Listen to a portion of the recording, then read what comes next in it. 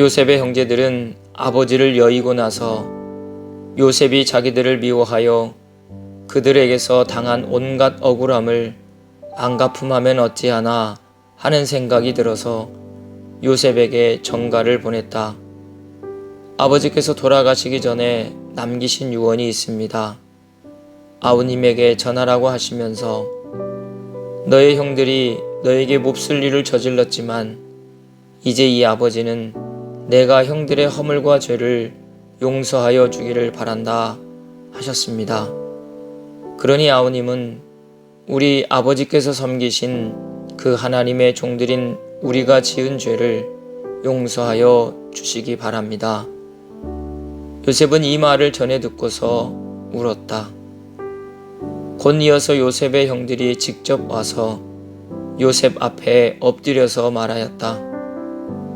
우리는 아우님의 종입니다. 요셉이 그들에게 말하였다. 두려워하지 마십시오. 내가 하나님을 대신하기라도 하겠습니까? 형님들은 나를 해치려고 하였지만 하나님은 오히려 그것을 선하게 바꾸셔서 오늘과 같이 수많은 사람의 생명을 구원하셨습니다. 그러니 형님들은 두려워하지 마십시오.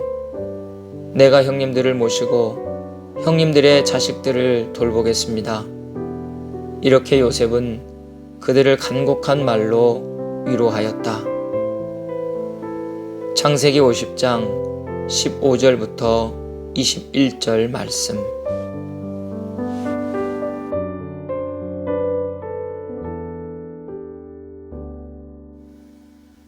용서.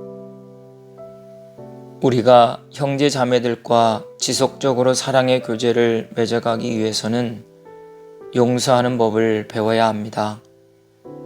우리가 다른 사람을 용서하는 것은 우리 자신이 먼저 하나님으로부터 용서를 받았기 때문입니다. 그러므로 우리 역시 다른 사람을 용서해야 합니다.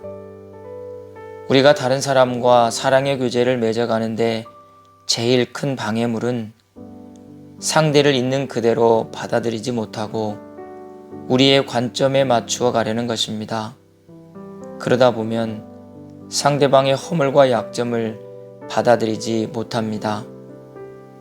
자신에게 상처를 주는 사람들을 용서하다 보면 우리 역시 용서가 필요한 사람임을 깨닫게 되고 또 다른 사람들에게 상처를 주는 사람이라고 쉽게 간주해버리는 사람들과 우리가 그렇게 다르지 않다는 사실을 인정하게 됩니다.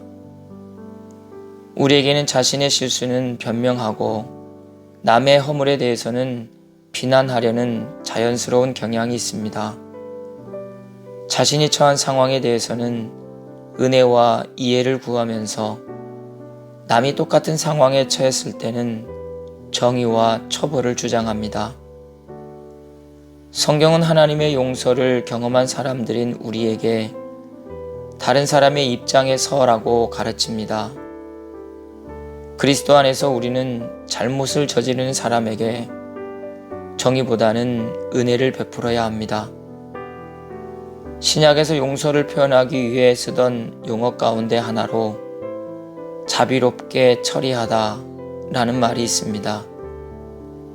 그러나 때때로 이러한 행동은 힘들고 부자연스럽습니다. 범죄자가 받을 만한 공정한 대우가 아닌 것 같기 때문입니다. 다른 사람을 용서한다는 것은 나에게로부터 빼앗아간 어떤 것을 보상해야 할 의무에서 그들을 풀어주는 것입니다. 루이스 B. 스머즈는 용서의 기술에서 이렇게 말했습니다. 잘못을 저지른 사람들을 잘못에서부터 풀어줄 때 당신은 당신의 내면 세계에서 자라던 악성 종양을 제거하는 것입니다. 죄수 한 명을 해방시켜 주었는가? 그 죄수는 바로 당신 자신입니다. 하나님의 용서를 경험한 사람으로서 남을 용서하는 것은 참으로 믿음 있는 행동입니다. 화낼 권리를 포기해 자신의 소유를 주장하지 않고 하나님의 정의로우심에 맡겨드리는 일이기 때문입니다.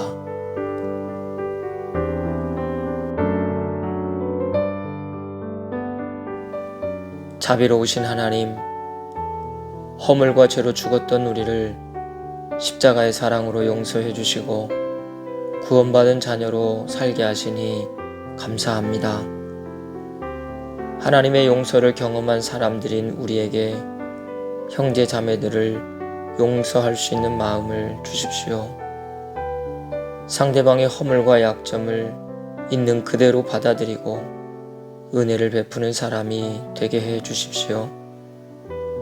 나에게 가시 같은 사람을 주신 것은 먼저 나를 성숙시키기 위한 훈련이라는 것을 깨닫게 하시고 그 사람을 품을 수 있는 넓은 마음을 주십시오.